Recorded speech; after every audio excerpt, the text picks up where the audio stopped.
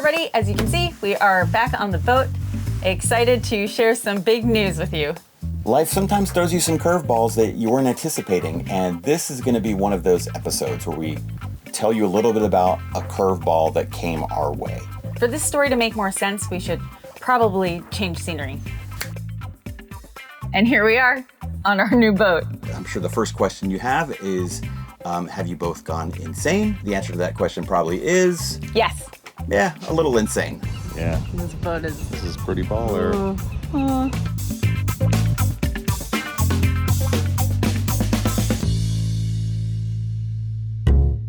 Why did we buy a second boat? And really, there's two reasons. I'll do the first, and Jillian will tell you about the second. The first basically is we wanted a sailboat that we can sail on now. Leahawk is turning out to be a longer term refit. It needs a lot of love. It needs quite a bit of work to get the boat to the place where we can use it the way we want to. This boat satisfies our first kind of primary or driving objective, which is we wanted a boat that we can sail now. A boat that when we come home from work, we can just pop down to the marina and back it out of the slip and do a quick sunset sail. We wanted a boat that we could take to Catalina or any of the other islands safely and without anxiety. We wanted a boat that would allow us to enjoy sailing now. The second reason we were both trolling the sites and bought a new boat was I was recently diagnosed with an autoimmune disorder. For the last couple of years, I have been feeling the effects of it and going to multiple doctors, and I've finally been diagnosed. But you'll see that I haven't been in all of Leahawk videos, and that's part of it. In the journey with Leahawk and getting out on the water, there were a few things that I started saying to Matt that I know would absolutely change the experience for me and take away the anxiety of not being able to help or participate when I would get drained or just not have the strength. The autoimmune disease manifested itself primarily as just getting completely gassed super fast, completely right? Fatigued. Just you would go from being totally fine to then all of a sudden just on the floor, no energy. Yeah. So it was pretty easy for you to spot these things. The first was I knew I wanted a roller furler jib. I can't help, Matt is running to the front of the boat, doing a ton of strength to get up that jib. I felt useless a lot of the times, and certainly if Matt had ever become incapacitated, I was in fear that I would not be able to manage either sail on my own. Which really goes to the second reason. The second thing is Leahawk does not have self-tailing winches. Leahawk hardly has winches. All of the grip is worn off. And that was definitely on the list of things we'd have to replace if we were, going to even make them usable winches. The winches look pretty and they do work. And, when I am putting a couple of coils of line over it, they do give me that point of angle, I guess, to really put some strength on them.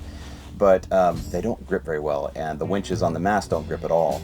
So there's a lot of just, brute strength and muscle to get those sails up and down. And, if I was incapacitated, there's just no way that Jillian would have been able to do that. And keep your hand on the tiller. You'd have to have a 20-foot arm, which goes to your third. And that goes to my third point. And the third point is having autopilot. This is something that I've been wanting to do since our first sail. It's hard to balance the boat, I should say, and I'm not great at it. So until I'm good at doing that, these lines now will let us basically clip in the tiller. So let's say we wanted to hold the tiller over this way and I needed to get up for a second. I just come over, I can boom, pop that in, and it's gonna hold the tiller in that position. If I wanna center the tiller, we can bring the tiller to center. One, and then bring this one over, and two. And now, real quickly, it can't go anywhere. Yeah, we'll give those a try the next time we go out.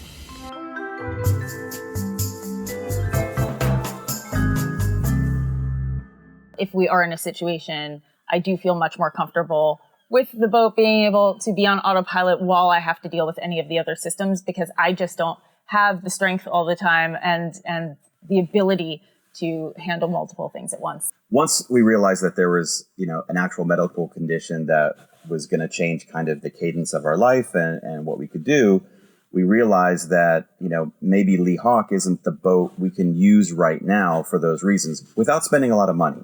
So let me take a moment and let's talk about that.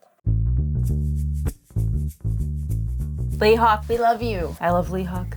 Life has kind of put us at a crossroads where it just became pretty apparent that we weren't going to be able to finish this boat anytime soon. Just there's so much that needs to be done, which means that we would not be able to go sailing as regularly because it doesn't have some of the things that I think would make life easier for Jillian when we're out on the water. I got into Excel and I basically worked out, okay, what do I know needs to be done on this boat? And I put in a low price and a high price, kind of a low estimate and a high estimate, and just kind of went through each one of those individually. And it's not just the equipment itself, but the labor. On the low end, it would be 0, meaning that I could do the labor. Or on the high end, it's just like, I know I don't have the time to do this, and we might need to haul out, or we might need to do something more extreme.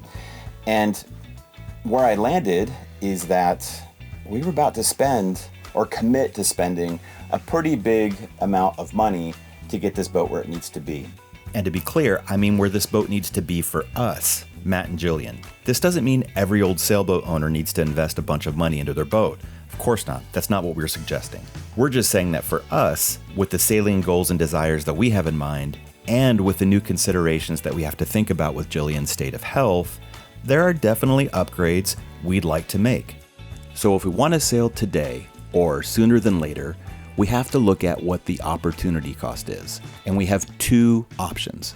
A, we can invest a bunch of money in Lee Hawk and get Lee Hawk to a state of being where it satisfies the requirements that we have, and that's going to take a while. Or B, we take that same amount of investment money we're willing to put into Lee Hawk and see what else is out there on the market, and see if perhaps if there's a boat available to us in that same investment price range that's ready to go today. We're big believers that you have to, do what you can to seize life by the horns, regardless of what your circumstance is. And for us right now, we decided, well, let's take that budget and let's look and let's see what's on the market. And let's see if we can find another boat that is better appointed, in better shape, and that is kind of more turnkey, if you will, even though it's used and old. And as much as it seems like we might be turning our noses at this old boat, we aren't. No. This boat absolutely still sparks joy every time I walk up. I love to look at it. And we're still going to be working on it. Lee Hawk it's a work of art. It's a beautiful boat. It deserves to be refitted and brought back to life. We're not walking away from that overall goal. And whether it's us or whether something happens and we find somebody who thinks that they would want to continue the journey with Lee Hawk and bring this boat back to life and maybe take it across an ocean. It is a deep water boat. Then we'll cross that bridge when we get there. For right now, we figured let's keep Lee Hawk in the slip where it's at. We can work on it. We can keep chipping away at these projects, and we'll just kind of see where it takes us. But what we don't want to do is just fire sail the boat and just give it up and risk the boat going back to where it was, which is unloved and abandoned. And we don't want to do that. We're not letting go of Lee Hawk. That's all you need to know for now. We can have 2 boats. We have a fleet. Is it wise to have 2 boats? Probably not. No. The calculus for us is pretty simple. If we wanted to sail now, we needed to take that money that we were basically prepared to invest in Lee Hawk over 2 or 3 years and use that money now to get a boat that we could sail now. And so to that end, we started a search. We looked at a really cool Columbia, met some awesome people who own that. People. Some of the boxes were ticked, some weren't. We looked at a beautiful Challenger 40 here, also in the same marina. Got pretty close on that, ticked a lot of boxes for us, but in the end, it was going to need some work. And so, it was starting to feel like, is this another project boat? We want a boat we can sail now. That's, criteria 1. And we took a look at an Irwin, which I loved, but Jillian hated. And that would have been a complete project boat, but it was super cheap. So we wanted to look at that. I looked at Beneteau First 405 that had basically everything I wanted. Had the self-tailing winches, had the roller furler, had a killer sail package, was super racy, had autopilot, but the interior of the boat was just, when you walk on an old boat and you immediately go, oh, this is an old boat. The headliner was saggy. There was dust in a lot of corners, It just felt like it had been sitting empty for quite Another some project time. boat. And it had the potential to be a project boat. We also looked at a Morgan 44, That was a cool boat. but someone actually bought that out from under us before we decided if we wanted to make an offer or not. So we kept on looking. We also looked at a really cool boat, which we really thought long and hard about. Oh, the Bounty. Super cool boat, super cool skipper on that boat. He's written some books about Catalina. He'd already converted it to electric. No coring. Yeah, zero coring on the boat. It was designed back in the 50s by this company that the whole thing is basically fiberglass and plastic. It was a tank. It felt like a tank. It was Beautiful. awesome. It was beautiful. That said, didn't tick a couple of the boxes. Yeah. As we're looking at all these boats, you have to be pretty disciplined about the thing that you want, because it exists. It's out there. And lo and behold, we found the listing for this boat.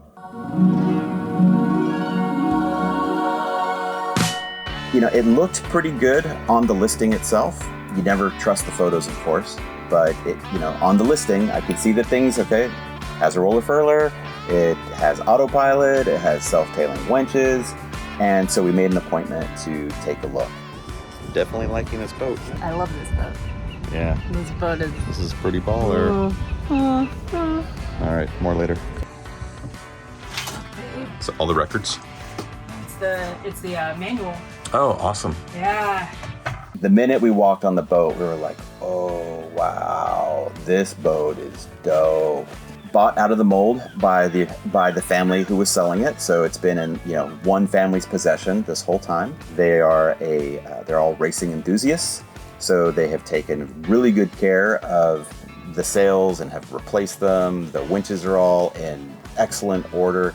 And just the interior of the boat has been professionally maintained Yeah. for the duration of their ownership. So the boat is just a gem. We knew pretty quickly, I think, that we'd found a boat that made sense for us. Yeah. We got to meet one of the owners during our sea trial, and it was really great to meet a like-minded sailor that has respect for their vessel and was aligned. And you'll find that when you're boat shopping too, that alignment is really important, because things always sneak up and you seem to be able to predict them better when you have a sense of who it was that owned it before, and if you get to meet them, even better. What I want to point out and reinforce is that a boat is a personal decision. And as much as there's tons of opinions on the interwebs and on YouTube and even sailors like us, at the end of the day, you have to make the decisions that you need for what you are looking to do on your boat. Once we found this boat, we got a survey, we got a rigging survey. We saw a couple little things that need to be addressed, but nothing major, and we were able to move forward. We looked long and hard. We looked at tons of listings. We actually physically went and looked at quite a few boats, and I've said this before, but the more boats you look at, the more educated you get. Yeah. You see the good, the bad. You meet owners who are super, loving with their boats and have put a ton of time and energy into it. And you meet other owners where you're like, wow, okay, you don't really care much about this boat. And so, I'm starting to worry about what might be Good time, hiding. not a long time. So once we found the boat, we put an offer in and we went back and forth. We finally landed on a price that seemed equitable to both parties. And wouldn't you know, we ended up buying this boat while we were at Annapolis. What just happened? Just closed on a boat. Cheers. Cheers. We bought a boat at a boat show. We are super excited. We've already sailed it by ourselves.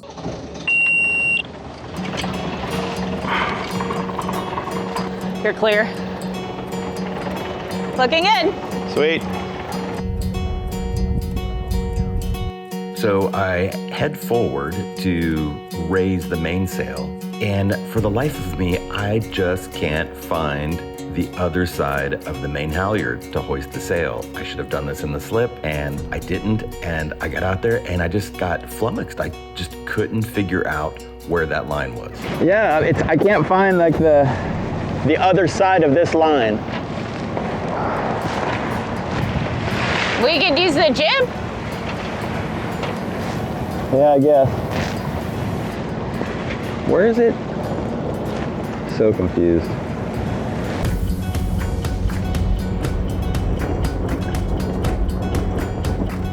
How you like that? No rain on the forecast. And it's raining. We have perfectly good foul weather gear at the house that we didn't bring. Yep. And so yeah, now we're getting a nice hose down. Yep. Sailing! Woo!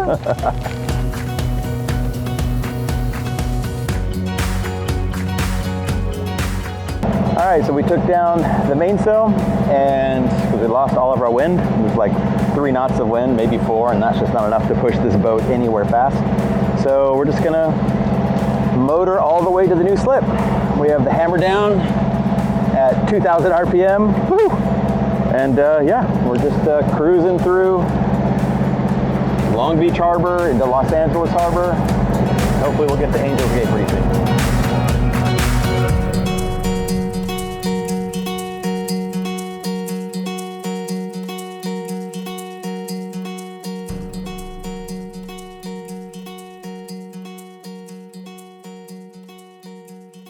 We did it, and a couple of things. We almost ran out of gas.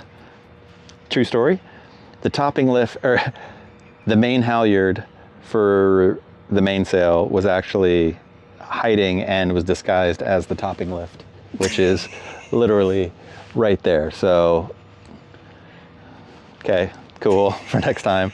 And we made it in, and we didn't hit anything on the way in. So awesome, so let's celebrate. Don't hit that in my face. Well, an inaugural Kona Blue is in the books. That's nice.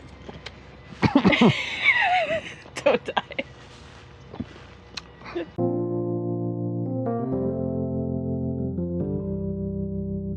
Every new boat needs a name. And you want to tell them about the name? Sure. The name of this boat will now be Kona Blue. While we didn't get to show her in any of the previous videos, Kona is our boxer who lived a long and wonderful life that we really recently had to say goodbye to. Hold on, let me see. We said goodbye to Kona during this boat hunting process. Been with me since she was 8 weeks old, and she formed a really special relationship with Jillian. So yeah, she's been on our minds, and we thought we would honor her memory by naming the boat SV Kona Blue. The boat has a deep blue stripe, which is really beautiful. And if we're being honest, like, we were kind of feeling blue. So there's a bit of a double entendre there. You know, Kona also was incredibly supportive and a big help to me during the last couple of years while I've been going through this health struggle. I couldn't be more happy to carry on Kona's name as the name of this new boat.